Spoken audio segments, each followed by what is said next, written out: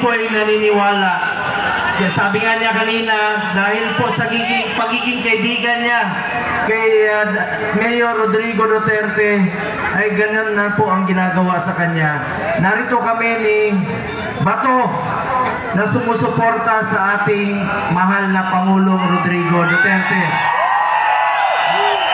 Mahal niyo si Pangulong Duterte? Pag mahal niyo si Pangulong Duterte, mahal natin ang ating kapwa Pilipino. At gaya ng sinasabi ko noon sa inyo, ang serbisyo po sa tao, serbisyo po yan sa ating Panginoon.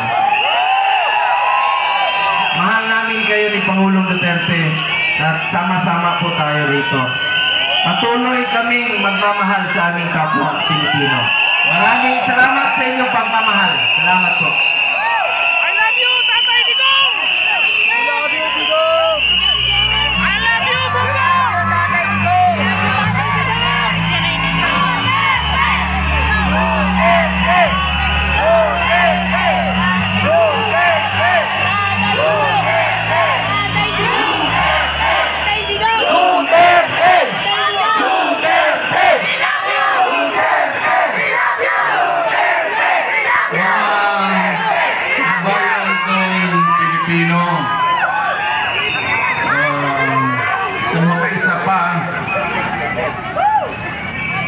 Ngayon ko lang rin kayo nakita eh. So, umalis ako ng Malacanang. Ngayon lang. So, pagpatawarin po ninyo ako. Maghingi ako ng tawad. It comes late. But maraming salamat sa inyo. At ako yung presidente.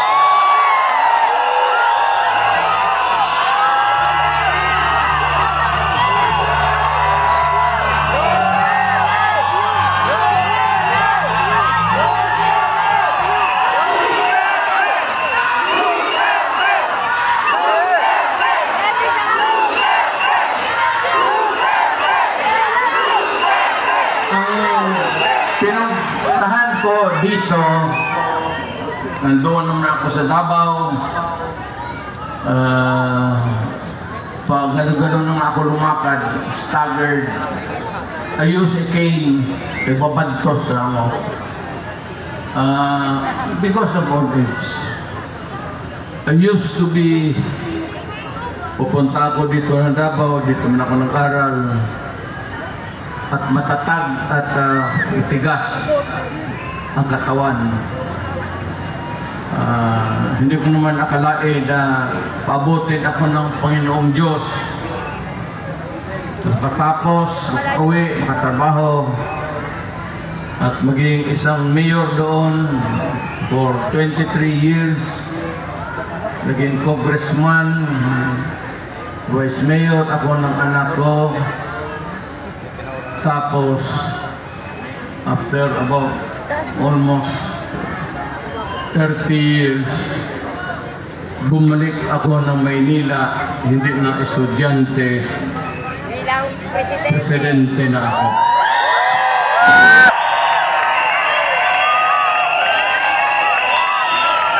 Itong ibigay ko sa inyo, maliit ito na bagay. Pwede ninyong itapon ito pagkatapos. Tapon mo lang sa isip mo. Pero pagdating ng panahon, nakikiusap ako sa inyo, nakaluhod, na huwag ninyong kalimutan, ito ay legal. It could spell the difference of what we have now, what we can pass to you, our children. At ano maibigay mo sa inyong mga apo at mga apo at mga anak ng mga apo. Alam mo, may mga tao talagang Ay kasi si Senator Robin. Ayaw ko sanang lumipas na eh. Lumipas na. But every time sa ating history ni kung may presidente man who started first of all, na una gusto niyang kulikutin, pakialaman, kalkalin niya ang Constitution. Unfortunately, Ferdinand Marcos Sr. Kaya nakaturoon tayo ng from 4 years to another 4 years to martial law hanggang naging 20 years. He could have done it in 10 years. But because they wanted themselves in power, may mga tao dito kayo, lumigit, binanganak kayo si Marcos, namatay na lang kayo dyan sa nilibing kayo, si Marcos pa rin ang presidente ninyo. Kayo mga Ilocano, kaming mga Bisaya,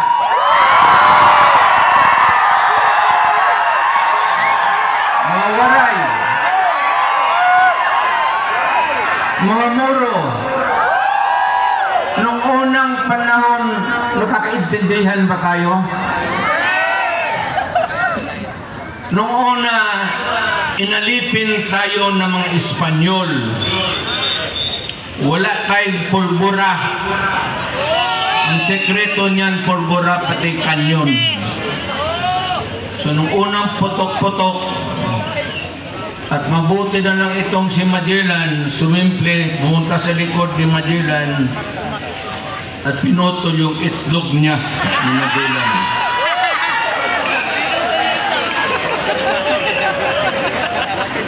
Tawa na siya. Kaya nung naging presidente ako, totoo yan. Lahat na tayo Pilipino. Tingin-tingin ako dyan sa mga stamps. Jose Rizal, Bonifacio, Apolinario Mabini, si Jacinto, Marcelo H. del Pilar. Okay yan sila. Narinig na natin noon sa mga lulo ko na ito mga mahusay na tao. Pero nung papalaki ako ng palaki, bakit puro Tagalog ito? Mga Ilocano? Sabi ko, Lo, wala ba tayong Bisaya na hero? Ikaw. Ikaw po.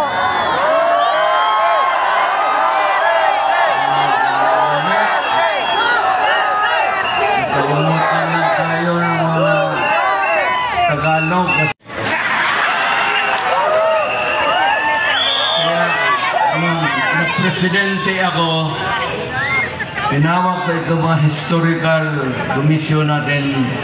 Ang Tagalog, ano, stamp natin. Dalawa. Hoy! Ano kayo? Ay, just yung dalawa.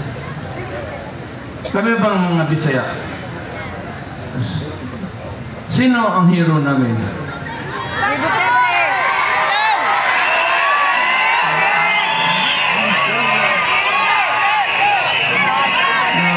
Balitaan namin si Daguhoy sa Cebu. Ang problema kay Daguhoy, of later years, nung bago na, itong mga polis na gago, lahat ng polis, ang tawag nila sa mga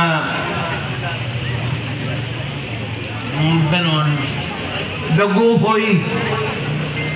Bakit hindi yung pangalan ng Daguhoy yung mga animal na kriminal nila? Paano na rin si Daguhoy hindi natin mahiro? O sino pa sabi din?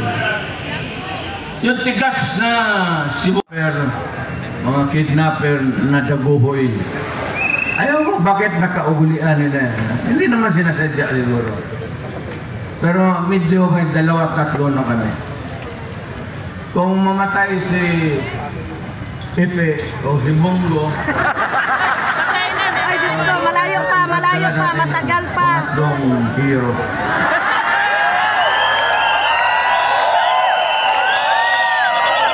Ano si Idol Robin? Ito lang, hindi ko na lang habain na.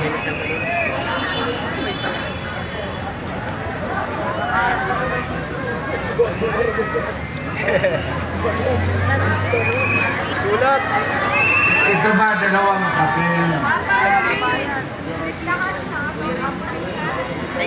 Ito yung konstitusyon ngayon.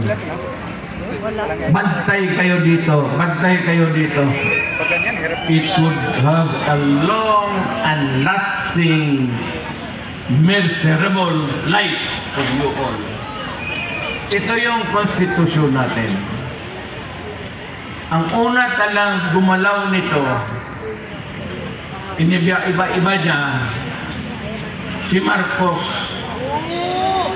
Maniwalat ka hindi.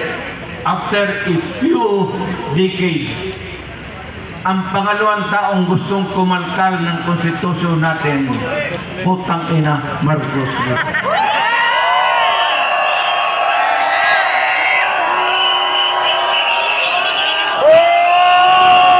Ano ang dahilan? Gusto lang nilang ito. Sabihin man itong mga putang ina, naging congressman rin ako. Sabi nila, ito lang mga provision, edukasyon, papasukin natin yung mga Princeton, kung ano maganda. Okay naman tayo. Yung UP natin, hindi naman matatalo. Naghawak ng cellphone. Education, advertisement. Para sa akin, hindi na kailangan. Walang. Putang ina, kawalan mo lang. Yan ang excuse ni Marcos noon. Pati ang excuse ni Marcos noon. Marcos. Pareho yan ninyo. Except dito, isang linya lang. Yan lang ang target nila. Ito, excuse lang ito para mabuksan lang ang konstitusyon. Hindi mo sabihin na ito lang ang galawin